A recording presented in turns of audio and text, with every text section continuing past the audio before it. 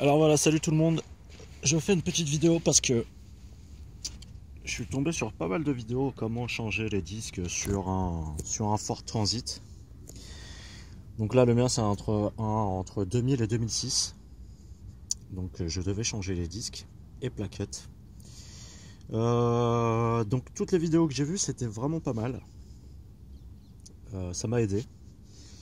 Donc j'ai fait le premier côté passager et là je suis en train de faire le côté conducteur. Bon, faut quand même un petit peu de matos, hein. Mais c'est bon, là je suis tout seul, hein. Je suis tout seul dehors et j'ai un petit peu mal au dos. Donc sinon voilà quoi. C'est tout à fait faisable. Donc moi je fais ça parce que toutes celles que j'ai vues, elles étaient soit en anglais, soit elles n'étaient pas très précises, soit c'était à chaque fois des moteurs des Ford Transit à propulsion et non pas à traction. Donc moteur avant avec entraînement des roues avant. Et en fait la petite particularité qu'on voyait pas sur les autres vidéos parce qu'ils avaient des propulsions, c'est qu'on a le cardan. Donc tout ce qui est mis sur ce genre de vidéo c'est bien. Il y a un mec d'ailleurs qui a fait une très belle vidéo, il change un roulement, donc c'est ce qui va le plus loin. Donc c'est à dire que si on change le roulement donc à l'avant, donc forcément c'est pour changer le disque, donc c'est facile quoi. Il suffit de s'arrêter au disque quoi. Mais alors la petite particularité qu'on a sur le Ford Transit, c'est qu'il faut déboîter le roulement. En fait il faut retirer tout le moyeu avec le roulement. Alors eux bon, ils étaient sur atelier etc. Bon moi j'ai pas d'atelier hein. Donc c'est pour ça que je me permets de faire cette petite vidéo que je pense qui va aider un petit peu pas mal de monde.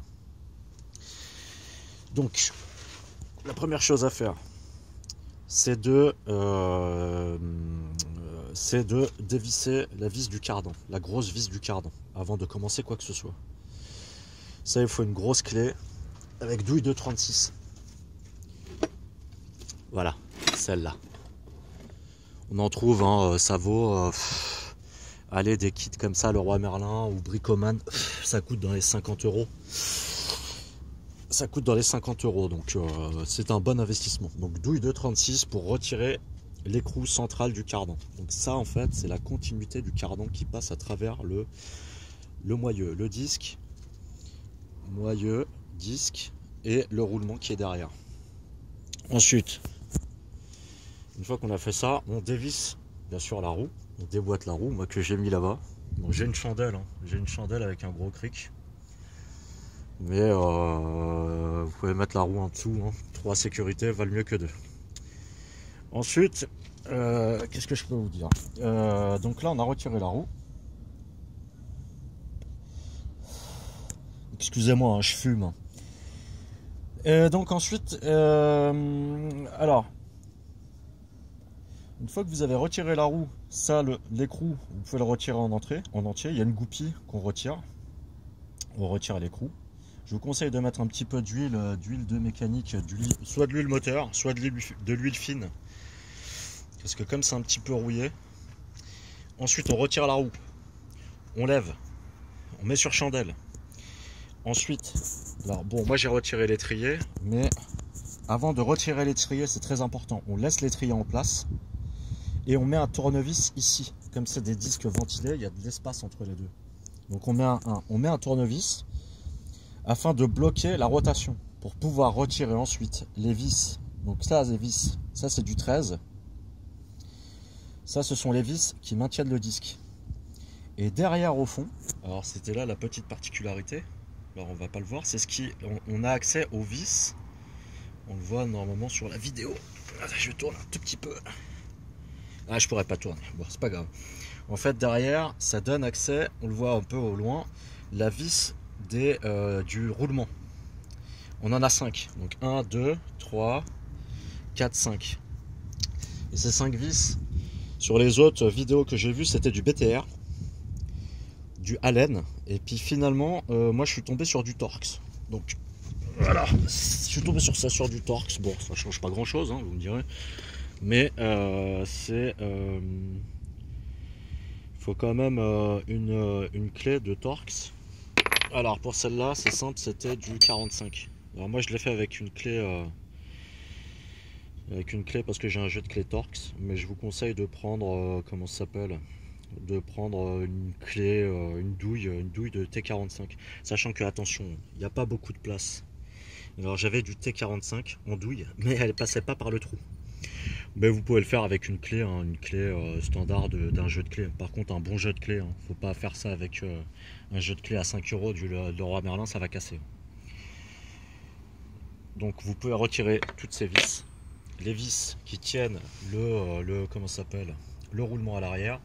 Là, je les ai pas dévissés en entier, je les ai juste déboîtés. De toute façon, j'ai une petite clé à choc portative, mais vous pouvez retirer. Moi, je vous conseille quand même de les dévisser en grande partie pendant que vous avez encore l'étrier en place pour pas que ça tourne, et après de les retirer à la fin, parce que vous allez comprendre pourquoi c'est important de le laisser. Bon, quand j'ai fait l'autre côté, bon, j'ai pas fait comme ça, mais bon, on va dire, je me suis fait avoir une fois entre guillemets. Là, ça, en laissant les vis du disque, en fait, juste en les desserrant, de quoi pouvoir les desserrer finalement après qu'on ait retiré toute la pièce, c'est mieux.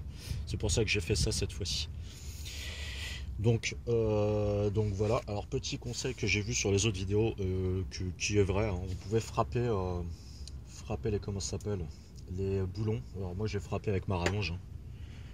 Vous pouvez frapper les boulons, ça va choquer les atomes qui constituent le métal, ce qui va les aider à se décoincer. Donc vous mettez ça, une rallonge, hein, votre rallonge de cliquet, et vous frappez fort au bout, 2 coups, 3 coups sur chaque truc, et même là ça rentre, hein.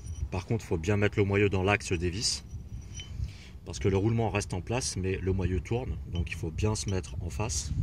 Là ça a tourné un peu, donc on le voit au bout là-bas, là on voit la vis, voilà, un désemplacement de la vis du roulement.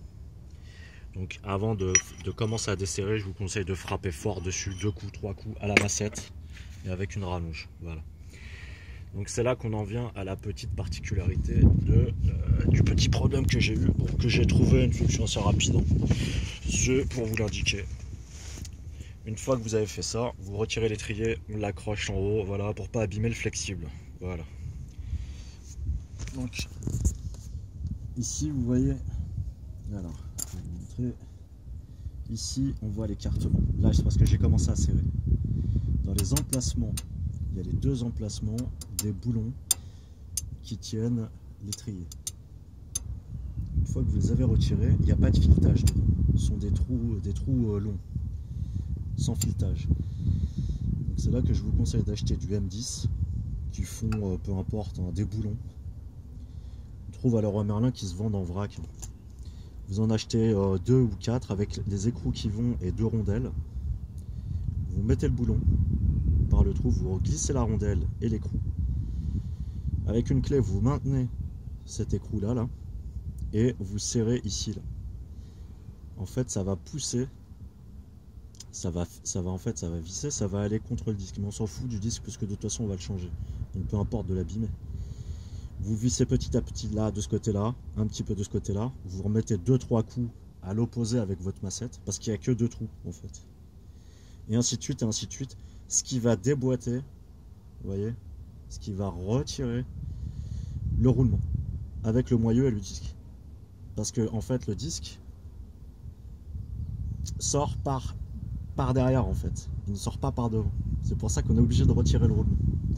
Donc si vous faites ça là, moi j'ai serré, bon je l'ai fait à la clé à choc, hein, mais hier j'avais pas ma clé à choc, je l'ai fait à la clé, hein. Ça marche très bien. Ne forcez pas trop par contre d'un côté, toujours un petit peu là, un petit peu là. Allez, 5 mm de ce côté là, 5 mm là, après vous frappez 2 coups, ainsi de suite et ainsi de suite dans ce sens là. Ça va permettre au roulement de se retirer. Après pas de panique, hein. Vous allez réussir à remettre le roulement. Vous changez le disque et vous pourrez le remettre, hein. Moi je l'ai remis de l'autre côté, il n'y a pas besoin de presse ni quoi que ce soit, hein. Parce que vous le mettez en place, vous remettez en place le nouveau disque, vous remettez le roulement.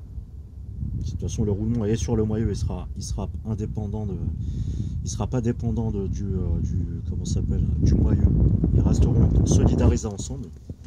Et quand vous allez remettre le disque en fait, vous pourrez le remettre. Il suffit juste de pousser un petit peu, remettre dans l'axe des vis parce qu'en fait le roulement reste fixe, mais le moyeu tourne. Là je peux pas vous le montrer parce que j'ai serré pour pouvoir retirer. Et en serrant, pour remettre, ça va venir tout seul. Il faut juste remettre un petit peu d'huile, bien nettoyer l'emplacement du roulement, remettre un petit peu d'huile, vous brossez avec une brosse métallique si vous voulez, et puis ça va rentrer tout seul. Tranquillement, vous remettez les 5 vis petit à petit, et ça va serrer. Ne serrez pas comme un bourrin d'un seul côté, toujours un petit peu en étoile d'un côté, un petit peu de l'autre, un petit peu, et ainsi de suite, ainsi de suite. Une fois que les 5 seront prises dans leur filetage, vous faites à chaque fois un tour par vis et en étoile, et ça va se remettre tout seul. C'est ce que j'ai fait de l'autre côté, donc il n'y a pas de problème. N'ayez pas peur d'être bloqué parce que vous n'avez pas de presse ou d'arrache-moyeu. C'est tout à fait possible comme ça. Ça ne s'abîmera pas de toute façon. Il faut juste, par contre, ne pas forcer trop d'un côté. Un petit peu là, au desserrage pour retirer le bloc. Mais au remontage, c'est tout aussi simple. Une fois que vous avez retiré tout le moyeu, bon, je vais essayer peut-être de faire une vidéo, en tapant sur le disque, il va se retirer du moyeu tout seul. En tapant dessus, bien sûr, il faut retirer les 5 vis, moi que j'ai pas retiré là, mais que j'ai dévissé. Et une fois que vous aurez fait ça, il suffira de retirer tout le moyeu ensemble et de taper sur le disque il va se déboîter tout seul. Là, on dirait, on a cette impression qu'il est soudé, mais en fait, en tapant un peu dessus, il va se déboîter d'ici. De toute façon, quand vous aurez la pièce neuve, vous vous rendrez compte, il va se déboîter d'ici. Ça, il n'y a aucun problème. En tapant dessus à la massette, une fois tout retiré, il n'y a pas de problème. Alors, on en vient à la deuxième particularité que moi, j'ai pas vu dans les vidéos, c'est qu'en fait, cette intraction. Donc, on a le cardan. En fait, je vais essayer de faire une vidéo après, mais là, pareil, pas de panique. En fait, il suffit juste de taper le disque d'un côté et de l'autre en forçant un petit peu. Vous pouvez frapper un peu la vis, le boulon central, qui va rester en place, hein, parce que ça, c'est la continuité du cardan. Tapez un peu pour machin, mais en fait, tout le moyeu va sortir. Il va sortir comme ça, là. Il doit sortir. Ça reste en place. Donc il n'y a pas à se poser la question, retirer le cardan ou un baratin. Le cardan reste en place. Et en fait, il faut juste tirer un peu, parce que en fait, bon là il y a encore la rondelle, je ne l'ai pas retirée, mais en fait il y a des crantages, plein de petites dents en fait, et le moyeu en fait est pris dans ces petites dents. Donc comme ça a chauffé, etc., ça a un petit peu de mal à se retirer, mais en tapant dessus coup sec, sur le disque, d'un côté, de l'autre, un côté, ça va venir.